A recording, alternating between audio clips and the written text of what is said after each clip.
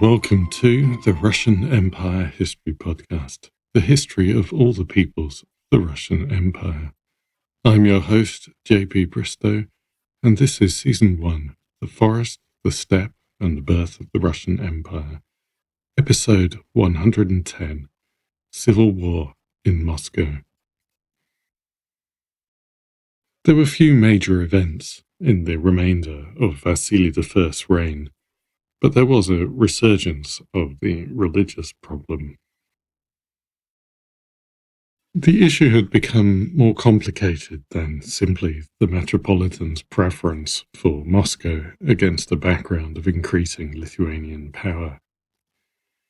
The settlement at Horodor, which gave preferences to Catholic Lithuanians but not to pagan Samogitians or Orthodox Ruthenians, was a new factor that would become more important over time.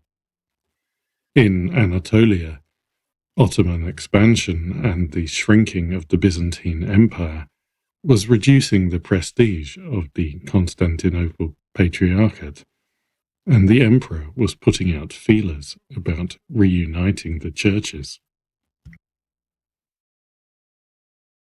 Jogaila and Vytautas were naturally in favour of uniting the churches. If Orthodox Ruthenians could somehow join the Catholic Church, it would remove any basis for differing treatment, and the problem could be resolved. They had already raised the issue with Cyprian as far back as 1396, and brought it up again in 1405 and 1406. After the death of Cyprian, who had favoured compromise and cooperation between Moscow and Vilnius, the succession of Forty, another Moscow loyalist, had ended discussions. For a while, Jogaila and Vytautas were absorbed by their problems with defining their union and dealing with the order. But in 1415 they returned to the issue and made another attempt at electing their own metropolitan. They brought the Orthodox bishops of the Lithuanian-ruled territories together in Novhrodak for a synod, and appointed Cyprian's nephew, Grigory Samblak, as Metropolitan of Kyiv and all Rus. This was obviously taking a bit of a liberty, and Vytautas and his bishops wrote an explanatory letter to the Patriarch to justify themselves. They claimed that the Moscow metropolitans neglected the Lithuanian Church, and that they were appointed by the Grand Knyazes, not synods, which was contrary to canon law. They accused Moscow of stripping the wealth of Kiev when the metropolitan had moved. Vytautas particularly complained that the Patriarch had ignored his candidate, Theodosius of Palatsk, when he appointed Cyprian's successor, and his request to return the metropolitan to Kyiv, the traditional centre of the Ruthenian Church. It was clear that the Lithuanian Orthodox bishops were as unhappy with the appointment of Forty as Vytautas and Jogaila were. So the decision to explore the Lithuanian Orthodox Church, led by Samblak, joining the Catholic Church, rather than the whole of the Orthodox Church, as had previously been proposed and rejected, is understandable. Once again, this is a part of the historiography where Ukrainian historians, following Hrushevsky, take a differing view. They consider that the initiative for union came from Rome, but there's no real evidence for this position. Samblak turned up at the Council of Constance in 1418, leading a whole entourage of Ruthenians, Tatars, Moldovans, and Orthodox monks. He was granted an audience with the Pope, who declined to discuss the union with him. The council was there to sort out the Western Schism. Union with the East was just putting too much on the agenda. The following year, Sam Black died. There was no obvious successor for the Lithuanians to appoint, and the attempts to split the Lithuanian and Moscow churches fell back into an inactive state once again.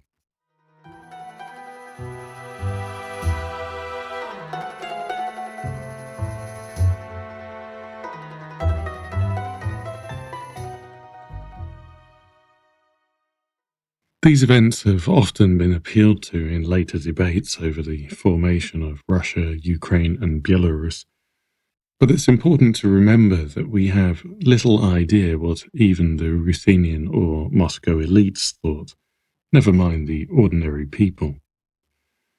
Most of the sources were written later and are ideologically driven. Writers of the time were rarely concerned with what the public thought in any case.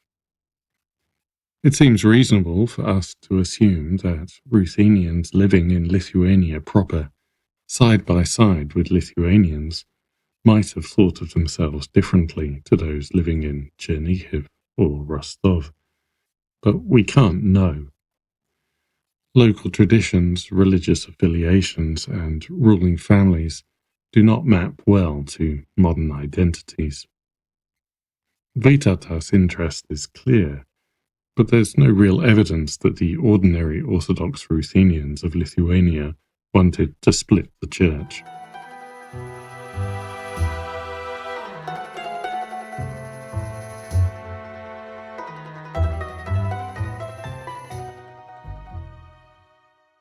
For the rest of his reign, the church question aside, Vasily remained at peace with and in the shadow of Vytautas.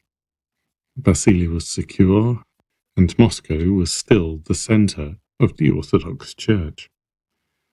As he approached the end of his life, he wrote wills in 1417 and in 1423, where he appointed his father-in-law as the guardian of his wife and children. As we've mentioned, Vasily had married Sophia of Lithuania, the only child of Vytautas. They had problems with successfully completing pregnancies, and several of their children died young. Sophia had at least 15 miscarriages that have been recorded, but gave birth to 5 boys and 4 girls. Only one of the boys survived into adulthood. The main cause of their children's deaths were the ongoing outbreaks of plague. Their first child, Anna of Moscow, married John VIII Palaeologus, the second-to-last emperor of Byzantium, but she died of plague at just 24 without any children.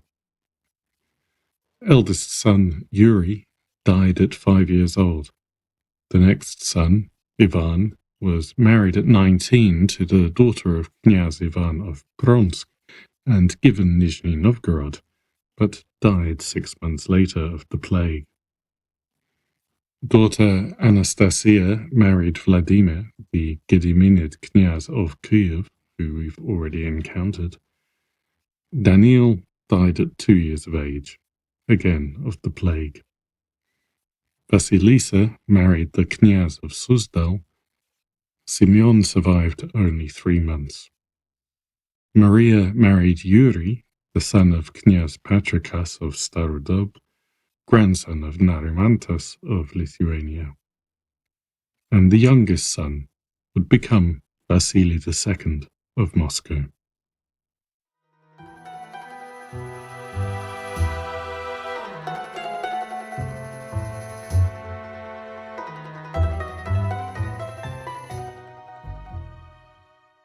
Historian Charles Halperin writes that the Muscovite civil war was so confused that there's disagreement about the course of the political events, and the records tell us little about what happened at any given moment.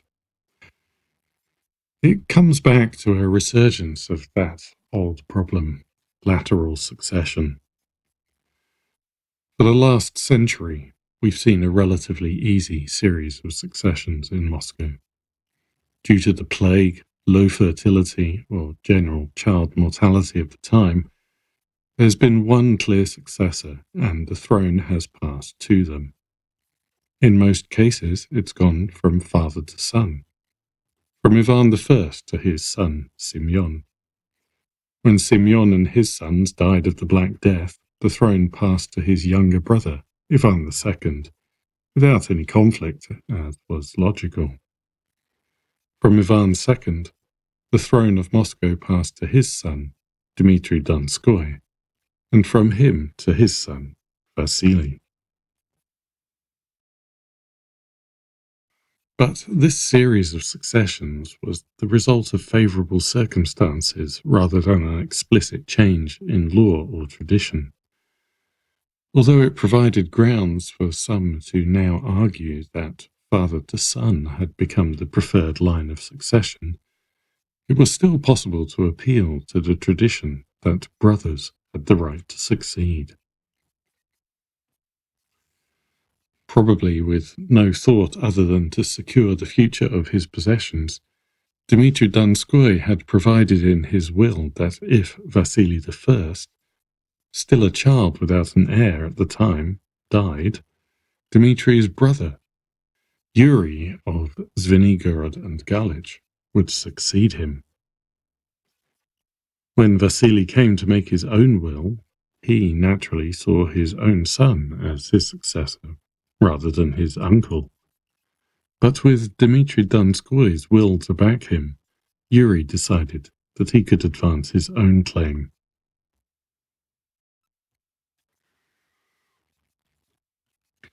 This kicks off almost 3 decades of conflict that eventually results in the complete victory of Vasily II.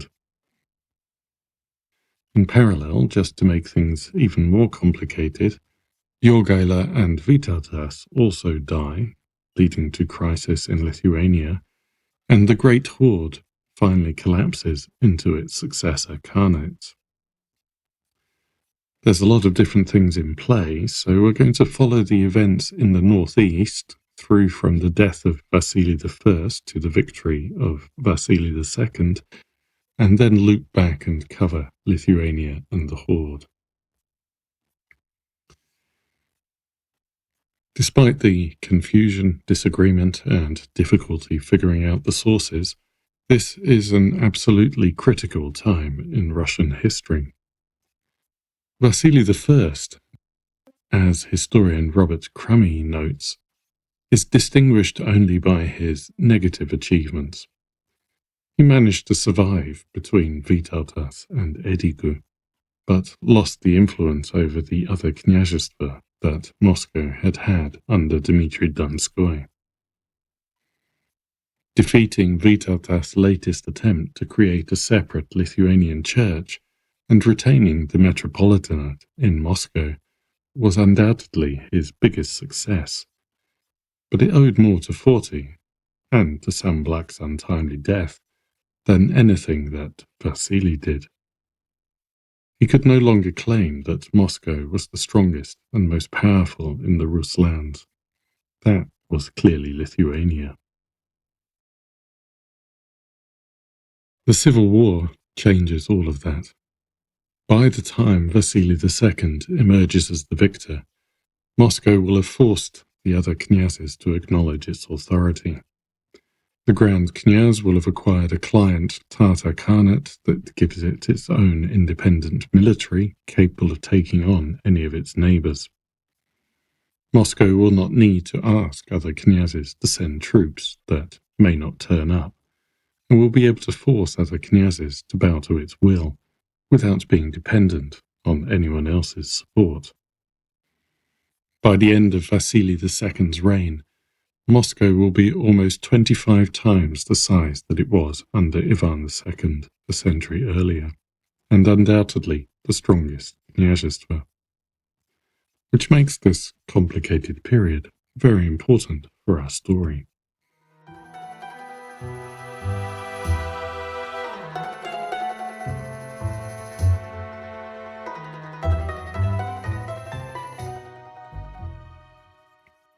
So, Vasily I and his brothers lived in relative harmony.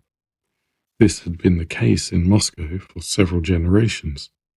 Because the succession had been clear, the members of the ruling family had been content to cooperate without dividing their territory and breaking up the knyazhestvo. The Grand Knyaz had granted appanages to his close family and shared with them a portion of his income. They had managed their lands and shared a portion of their income with the Grand Knyaz, while enjoying a large degree of autonomy. Whether by good administration or simply that by chance they all had compatible personalities and had managed to get along, conflict had been avoided. This situation began to fracture almost as soon as Vasily died. Vasily's will made his 10-year-old son his heir, under the protection of Vasily's brothers, Pyotr and Andrei, Vytautas, and a couple of cousins. Yuri, citing the tradition of lateral succession and Dmitry Donskoy's will, claimed that he was the legitimate heir. However, he was concerned about Vytautas, so for now he limited himself to refusing to travel to Moscow to attend the enthronement. After the enthronement, Metropolitan Forty persuaded him to accept Vasily as Grand Knyaz, which he agreed to do only until the matter was brought to the Khan.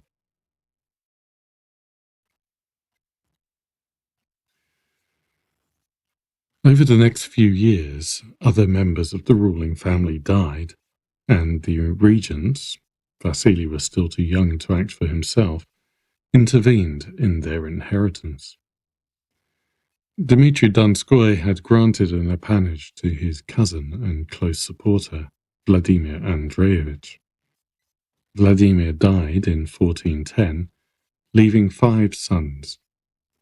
Within a couple of years of Vasily II taking the throne, they were all dead, with 4 dying in a plague outbreak in 1426.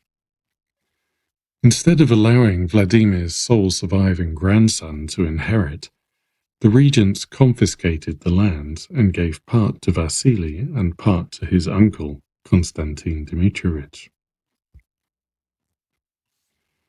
2 years later, Pyotr Dmitrievich died.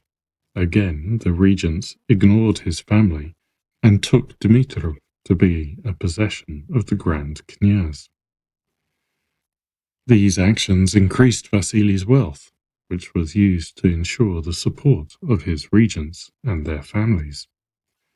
At the same time, they increased the hostility of Yuri, who could surely see the potential for his lands to be taken from his own children. He continued to claim to be the rightful heir.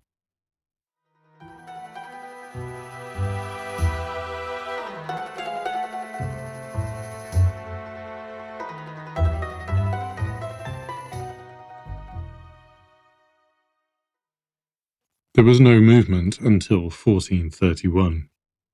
Vytautas and Forty had died, and the succession was finally brought to the Khan, one Ulu Mohammed. Vasily had better prepared his presentation, and he received the Yarlik for the Grand Knyazstvo of Vladimir. However, the Khan gave Dmitrov to Yuri. Vasily had no wish to part with Dmitrov and refused to hand it over. Soon after, Vasily II got married to Maria, daughter of Knyaz Yaroslav Vladimirovich of Maloyaroslavets, Borovsk, and Serpukhov, now towns at the border of Moscow region and Kaluga region. It was not particularly noteworthy at the time, but Maria's grandfather, Fyodor Koshka, or Fyodor the Cat, a boyar under Dmitry Donskoy and Vasily I, and a distant descendant of Rurik, is regarded as the progenitor of the Romanovs, although they will not take that family name for quite a while yet. According to the chronicle, at the wedding party, Vasily's mother, Sophia, insulted Yuri's son, Vasily Kasoy, or Vasily the Squinter, by forcing him to take off and hand over his belt, which she claimed had belonged to Dmitry Donskoy and therefore now belonged to the current Grand Knyaz.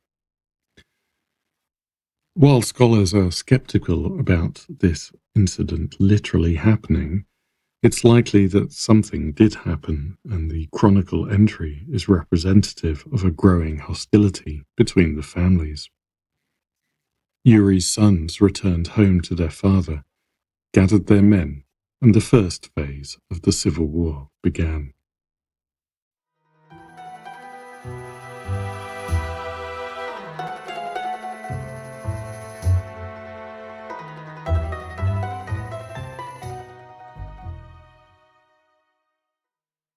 Galich, these days a small town in Kostroma Oblast, was a wealthy hub of the fur trade in the 15th century, and Yuri had spent time, money, and effort building his forces.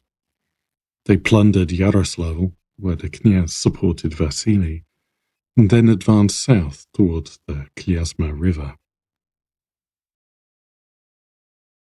At the river, they met Vasily and his army. The reports of the battle are too confusing and contradictory to retell what happened, but all of them agree.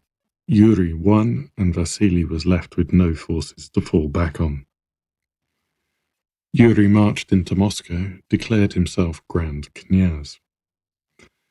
As the conflict was still being treated as a dynastic dispute, he did not try to imprison or execute Vasily, but instead assigned him to rule in Kolomna, while Yuri tried to consolidate his position in Moscow.